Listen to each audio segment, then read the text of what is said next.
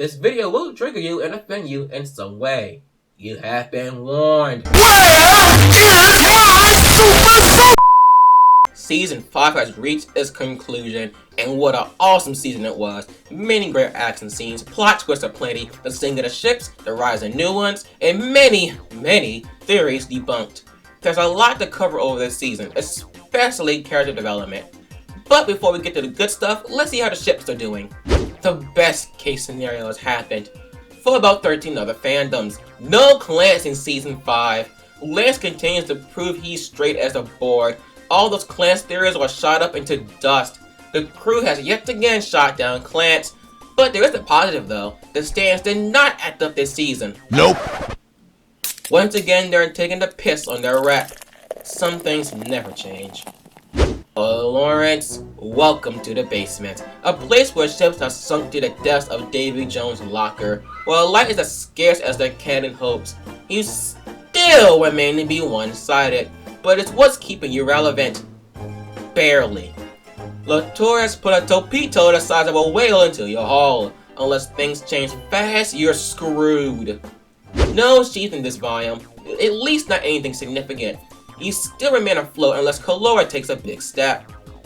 Speaking of Kalora, you're deep into crap. Not in the basement yet, unlike our Lawrence, but history keeps you afloat. But will it be enough? Still the most surefire ship in the show. Granted, we have not seen Shay in some time, but the only way the ship will sink is if Shay dies. And if she does, there will be hell to pay. Enjoy the luxury of major hints in the comics. Minimal content in Season 5. Most moments that are being called moments are verse or reachy and can go either way. I still back my theory and I believe it will happen. Patience. Hell no. To the no, no, no. Hell to the no. Hell to the no. To the no, no, no. Hell no. Modulating arguments. That's how your mother and I met. My God! Okay, it's happening. Everybody stay calm. What's the procedure, everyone? What's the procedure? Stay calm. Wait. Everybody, calm down. No, seriously, calm down. The moment is platonic. If you do not blush at that, and your face consists of yeah, no, it's not gonna happen. Besides, hunk like Shay anyway. Enjoy the moment though, you've earned it. Hop aboard the love boat. Next stop, the basement. Enjoy getting teabagged by Latour and crashing as hard as the Hindenburg. Next! 2 was not enough. The basement demands more. More sacrifices to the basement. More! These next few ships are ships with absolutely no chance of working. No chance of working. No chance of working. No chance of working. No chance of working. No chance of working. No chance of working. Are you sure about that? Huh. You have risen from the basement after declared your dominance. Rival ships tremble in your presence, and has dropped as hard as the bomb Hiroshima. When you have more hints in 2 episodes as opposed to 5 seasons, you know you're doing something right. But seriously, I got a feeling Lotor is gonna double cross them down the line and shit will crash and burn. But for now, you're the top dog. Enjoy it. Call it interaction all you want, but this ship is a dead duck.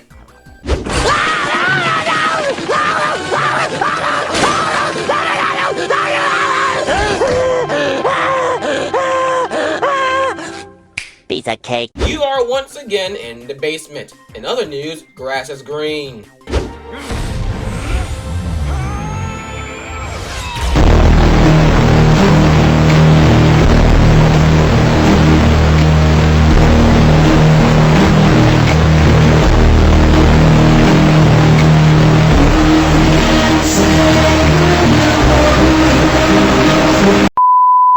Now that shipping is covered, let's get to the good stuff.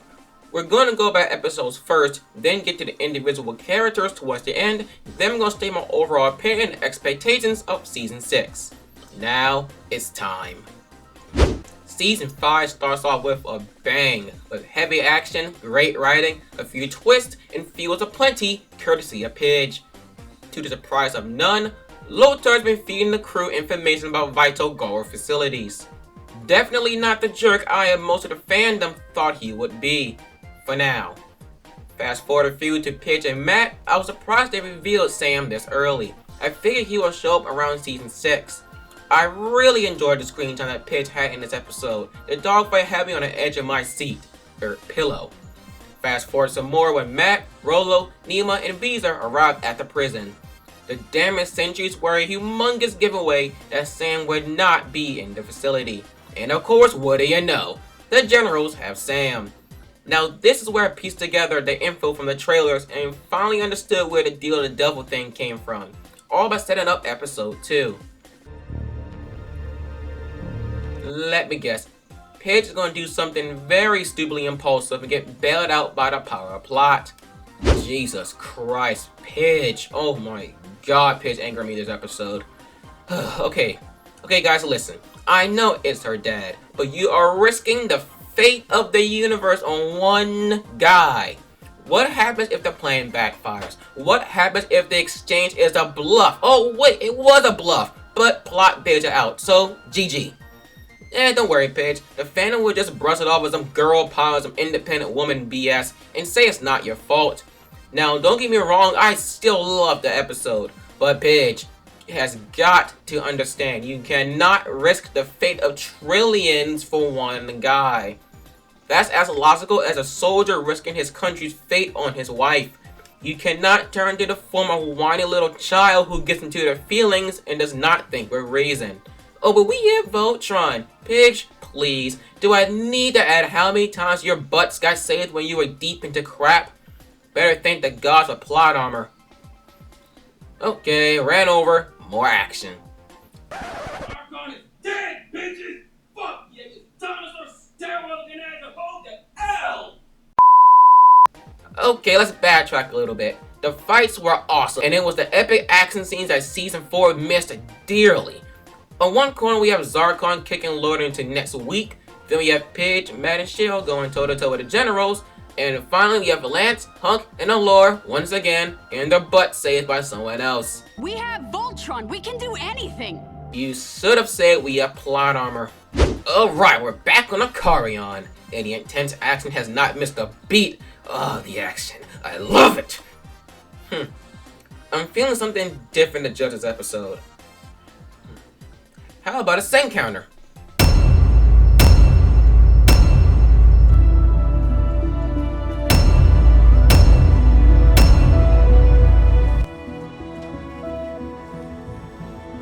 Why are they mechanical sounds? There is nothing mechanical within the borders of the planet. Also, there isn't a single internal combustion engine on this planet. So where in the world are those engine noise coming from? Okari are grateful Voltron is here until our defense systems are fully operational. We haven't seen you guys since Season 2 and your defenses are still down? Now I thought you guys were fast workers. Set a course for Okarion. Setting a course for another ass whooping. You don't have plot armor, so you're screwed. Lance, why are you standing like that looking like the hunchback of Notre Dame? Suppose we'll all have to get used to it, like my Zabluvian intestinal eel. Easy, fella. I'm not gonna ask how I got that inside your stomach. It also doesn't help that I'm eating Chipotle. So, you want us to fly you into the middle of a meeting with all of the most powerful Galra leaders? Don't worry, Lance. You got plot armor on your side. Also, you literally went up against Zarkon face to face. Twice. A few generals engaging in a clusterfuck is a sneeze in comparison. Yeah, but no one told us that would mean flying into a war zone. Pidge, you are testing my patience.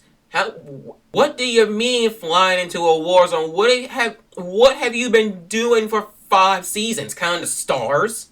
Looking at the stars. Well then. Lance, this is not your call. Jeez, what happened to agreeing as a team? And no, it's not because Cheryl was a clone. This is too dangerous to pull off at the last minute. Agreed. So it looks like it's 4-2 in the princess's favor. Do I need to mention all the last minute antics you guys pulled? I mean, heck, you pretty much just went toe-to-toe with freaking Zarkon and his generals at the last minute in order to save Pidge's dad. I don't want to hear any of you complain about last minute antics. Look, this isn't a vote. I'm the leader of Voltron. I'm making this decision. Like when you armed Lotor with your Bayard without consulting the rest of us. Let's play a game of what the heck are team decisions.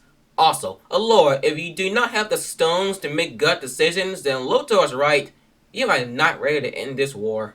Shiro, we're all on the same side here. I told you to stay out of this. Shiro's now the most hated man in the fandom.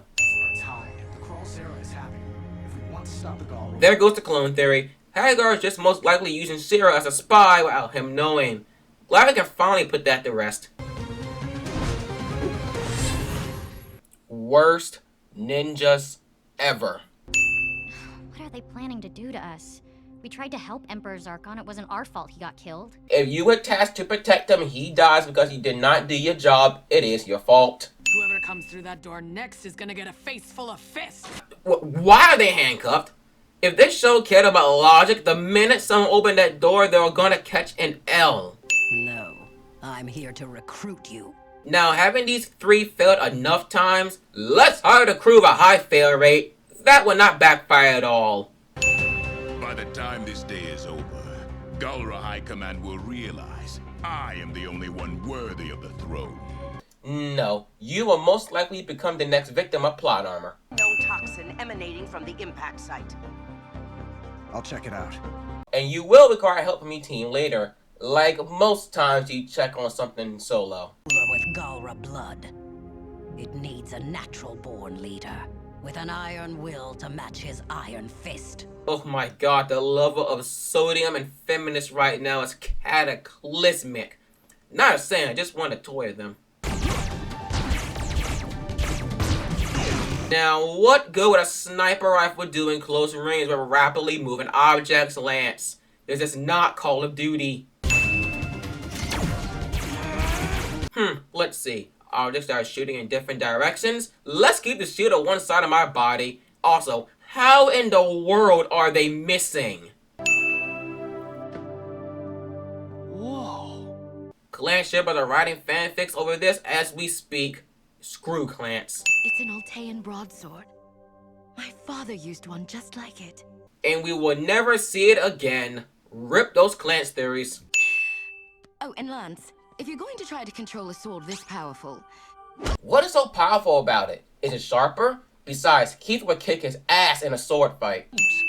I can't wait to tell your mother all about this. Wait till she sees you two. So grown up. Hold up, so she did not die from a broken heart? Impressive. We need to stay until the Galra are defeated, and we can rest assured Earth will always be safe. What? So, let me get this straight. Your daughter is a paladin, your son is a rebel fighter, and you know full well they have a lot of work to do with the Galra Empire and you want them to go home? Take this, Sin. Slowly, so we can behold the dawn of a new age of warfare. And you did not do this sooner. Why? That monster resembles one of our tree mechs. It's as if the forest is being corrupted. You don't say! Do we really need to sit through this transformation sequence again? They're trying to burn our clock now. Shield up! You can one-slice a whole Galra battle cruiser with a sword. It's the plant. Use the sword! My Voltron leg! Neither can I! These vines are restricting our movements! So, let me get this straight. The most powerful weapon in the universe gets taken down by plants? The weapon that can cut through a Galra battle cruiser gets taken down by a weed? That makes as much sense as bisexual Lance. Horse poop. Voltron's broken free of the tractor beam. Fire all cannons! Run and gun. It's like they never learned. Why is it still green? The green light disappeared after the explosion. I know it's nitpicky, but still. Use the fucking sword! Again. The most powerful weapon in the universe is being held by a flipping weed. how to abuse your animation budget with one extremely epic unnecessary maneuver. Several voice cracks and high-pitched screaming later, and Lance destroys the beast. Also, how is Jeremy's voice not broken? So they can leave the lines while Voltron's formed? Nice. Also, what is the point of Karan being here? He knows. Oh snap, Syndax back. Let's see how you'll fail this time. Stay off the weed. Now, is it bad that I prefer the Blade of more action over the Paladins? Maybe because they don't have plot armor and it's a lot more intriguing. Now, speaking of the Paladins, these guys are pissing me off. Well, minus Zero at least. You've got to be ballsy in times like this. You cannot be passive aggressive. I thought Lure and Piz of all people will understand this. Especially Piz. Well, considering what she pulled in episodes 1 and 2. And Allura, there's a reason why Shiro's leader of Voltron, and you're not. Fast forward a little bit, you can see I found it very intriguing with all the top Gara leaders in one area, engaging in the grandest of clusterfucks. And the action, oh my god, the action was on point this episode. Syndax versus Randvag, Lothar versus Syndax, Keith versus that Gara general, the dogfights aplenty. Everything was spectacular. Shiro also gained more of my respect. Now I know that's kind of ironic to my team decisions rant during a sin counter, but in war, you must make ballsy decisions, and Shiro did just that. And it worked. Oh, quick sidebar. Am I the only one in absolute awe how elegantly Lotar's fighting while going up the flippin' stairs? Plus, I don't know about you guys, but this chick is totally Keith's sister. If not, maybe a close relative. They look way too similar, at least by the eyes. Lastly, acknowledging that Syndax will still be around, I'm intrigued to discover what we'll see of him down the line. Let me know what you think about this. Now, I'm sure the second the title came up and we knew it would be Keith-centric, the fandom figured out it would either be about his mother, or that Gara chick, or his father. See, in San Libre, Earth continued to have us wonder just how Earth will play a role in upcoming events. Cannot wait for that arc. Also, I'm pretty sure most of the fandom cried not only seeing Lance cry, but San Libre and the heartfelt moment between Paige, Matt, and him. Also, notice when Hunk mentioned Jenny, those were girl names and girl names only? This man is straight and there's no concrete proof otherwise. This episode was my favorite for one reason and one reason only. The fun century. And with that in mind, the balance between the fun century, Keith's mission, and Latour's sailing were all well executed. Seriously, this season kills season 4. It was a perfect balance between having fun, action, and shipping fluff all in one episode. Now, shipping aside, the arc with Lothar and Allura was very intriguing for two main reasons. Orion and Altan alchemy. We'll explore a little more about this next episode, but we're definitely missing a lot considering the episode just ended with "And the secret is already within you." That's kind of cliffhanger status there. It's definitely something we want to see more of in Season 6. Again, let me know your thoughts about this topic and let's discuss. Also, now that it's confirmed that Krolia is indeed Keith's mom, we must know more about Keith's past, especially how his family got separated, and more info on his father. Now wait a minute. Now with that in mind, I have a quick Lance theory. Now we saw Pidge, Matt, and Sam being together kinda affected Lance and reminded him about his family. Now with Keith potentially getting his family back together in Season 6, this could leave Lance in the August was out situation. Now, could we have an arc where Lance is seriously debating leaving Voltron to come back to his family on Earth? Something to think about. Also, rest in peace, Fun Century. You became my favorite character in a matter of minutes. Also, was that amazing Grace they played? Nice. Does anyone remember when the fandom thought it was actually going to be a white line physically and not a spiritual being? I do too.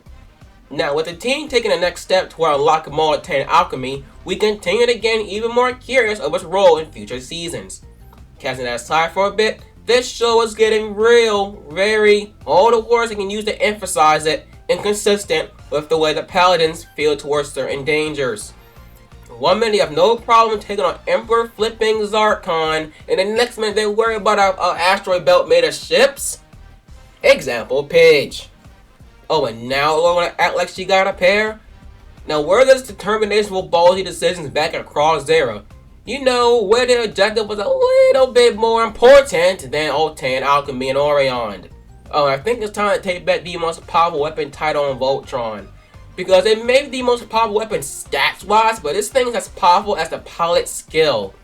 These guys have been deep into crap on many occasions just for plot armor to save their butt. Oh, and these two are totally in love. That was fast. Anyway, back to White Line stuff. The way Luciano conducted himself during the trial gave me word that he'll double-cross him later down the line. I mean, I really hope he doesn't, but that's normally the way it goes for most villains turn to good guys and they turn from good guys to bad guys over again. That's normally the cliche way of things.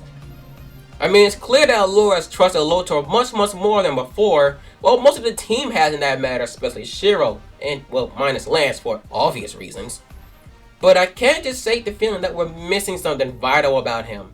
Speaking of guys, we must touch on Shiro. I think the clone there is a dead duck. The Kuron stage is most likely just Hagar using Shiro as a spy while him known with a few advanced features. I mean, for the love of God, guys, do you really think the girl would just put that big old arm on Shiro just for a fancy glowing ninja knife? Come on, man. I do think Shiro's about to catch on. With the confirmation that Lance will try to explore what's going on with Shiro down the line, we could have locked something vital about the Kuron stage, and it would hopefully debunk this stupid clone theory. Hopefully. I mean, seriously, Shiro changed his look for a second, and everybody thinks he's a clone?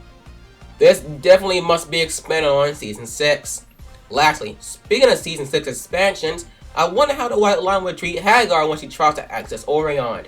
Or why Hagar has some way to bypass the Guardian to access Orion. And considering that Hagar is indeed Octane, maybe she'll have to march with the children just like Lord and Luthor does. I kinda doubt she doesn't, considering, well, she's a psycho evil witch, but still, it's something to pique your interest. Now, before we get to the main characters, I got a quick little joke for this fandom. What does a dead Sonic the Hedgehog and Stans and Aunties have in common? No rings. Because who want to get together with the hobgoblins known as Stans and Aunties? Congratulations, you just further justified my ages course in worst fandom ever video. Flipping death threats? Are you serious? Oh, how much I would love to punch you in the jaw right now. People like you need to suffer. If you think it's okay to send death threats to someone in their family, then you get no sympathy from me. Just flip and kill yourself already. You're adding no benefit to the world. You're being a cancer. You're being a pile of garbage. And you're making this fandom turn even more into Hindenburg status than the Hindenburg times 10.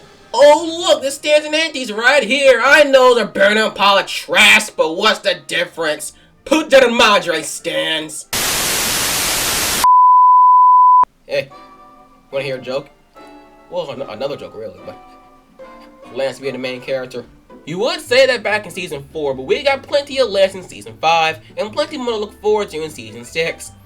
Especially given the confirmation that the Paladins will be returning to Earth to see their families, and other stuff. Most likely war related, but you could say we saw some character development in Lance this season, especially with him awakening the broadsword. But that's about it for Lance, honestly. I mean, it's intriguing that Lance was the one that Shiro reached out for in the Voltron Vortex thingy. With the confirmation that Lance will indeed go suspicious of Shiro and try and get the information. He looks to be playing a major role in Season 6, but as far as Season 5 is concerned, it's seeing the most players build up what's going to happen in Season 6. Don't disappoint. Nothing much for Keith, same old Keith. We didn't really see much Keith this season. We got a good deal of action with him regarding his mother and regarding the dog fights and all that kind of stuff. But in terms of development, nothing really much, the same old emo Keith. His flying still remains to be top-notch, but his hand-to-hand combat needs some serious work. I mean, he got his butt saved on so many occasions, it's almost hard to count them all. I would love to see some more backstory about his family. As for the crew, can you guys please just reveal this is his sister or someone related to him? I mean, for the love of God, it's obvious. Stop making us wait. And nothing from Hunk from season, and probably nothing from Hunk from future episodes. Hunk seems to be in that comic relief role the same way Sokka was in the last Airbender. I would say Bolin, but Bolin was an absolute doofus and an idiot. And that would be an insult to doofus and idiot. Seriously, I cannot stand the lesson of Korra. Anyway, getting back on track, he was mostly background this season and was mostly seen doing some stuff with Pidge. Speaking of whom, you already know I did not like Pidge this season for a billion reasons. You don't need to get me started on them at all. I mean, I've been on a pretty lengthy rant before, but still, my god, bitch. But all that aside, she still remains to be somewhat intriguing. Well, some would be kinda low. She's still intriguing. Now that her brother and her father are found, she can focus more on the team, and perhaps reveal things about her we never knew before. Maybe some self-control. Especially given the crew stated Matt has seen signs of piss that the Voltron Crew has not seen before. So very interested in that. But seriously, if for the love of God, guys, do not make Piss a selfish bad guy doo-doo in season 6 and let her show some restraint and some priorities. God, I mean, again, I know he's her dad. But for the love of God, if I was in the military, if I was in some kind of fighting force of some kind, and this in the country or the entire universe on the line, this guy's going to disregard all of that, save one guy, and possibly screw over trillions of people, do you honestly really think I'll be on board on that? You gotta get your priorities right, dude. Seriously, that is beyond selfish. First of all, he's not a clone. Second of all, he's not a clone. And third of all, he's not a clone. Let's put that to rest. I want to know how far Hagar will take this current state's protocol and how it will affect Sheila down the line. He's starting to catch on. Slowly. I do feel like him calling the lens was his spirit trying to warn him what's happening and trying to alert Shiro. In terms of development, Shiro's always been ballsy, but taking the next step this season was noticeable. Going against his crew's wishes and going with his gut seemed to be the right decisions, unless something happens in hindsight, which probably won't, but still, you never know with shows like this. I could not wait to see where the current stage would take him. At the same time, I'm kind of terrified. Hopefully he doesn't die because of it. Don't get any ideas. Allura annoyed me a little less than Piss, and she had by far the most development. From slowly easing her perceptions of God racist, to becoming less timid, and overall becoming a better paladin. I still want to know what in the ever-living God did the alchemist mean by already inside her. I got a feeling it'll play a big role in season 6, but for the love of God, I know I'm saying the Lord's name in vain a lot, but still, we have got to know more about what's up with shows leaving us with it's already inside you, and it's leaving us with that. That didn't say jack anything. I mean, come on, you gotta give us some kind of insight. I swear, we don't touch more of this in season 6, I think I'm gonna flip. And when Lothar mentioned Allura's deep connection with Altan alchemy, I wonder if it would be like a spiritual connection or spirit world thing, kind of the way how the last Airbender and nope, I refuse to mention that name. Screw Korra, screw the lesson of Korra, screw the people who made it. I hate that show. But considering they share different art styles and similar stuff, unfortunately, it's definitely something to watch out for. Seriously, Korra can go to hell. Lothar is by far the most intriguing character by a country mile. Maybe because it was something I never expected him to be. Nice! We got to explore what Lothar's true intentions were, and got to see the main character on the Gara side of things that was not an absolute douchebag. It's refreshing to see that a former villain went from being a former villain to being a former villain? I confused myself on that one, man. I hope Lothar stays on the good side of things. I really do. There's so much I want to explore regarding him. For instance, how did him feeling that Hagar, Lothar's mother, will affect him? Or how the Empire around him come to form? Will he rise into the challenge and lead the Empire to glory? Or will he double cross him down the line, stab him on the back? Please don't kill Lance. Also, even more intriguing, probably the most intriguing of all, will Sendak pursue revenge? Considering that Sendak technically got his butt kicked in the next week by Lothar, and Gara do indeed hold big grudges. Yeah, how did that get them? Anyway, they're all big questions that can play into major roles down the line. Also, seeing Lothar develop is the icing on the cake. Poor Lance. You'll find the one soon, dude. Whew!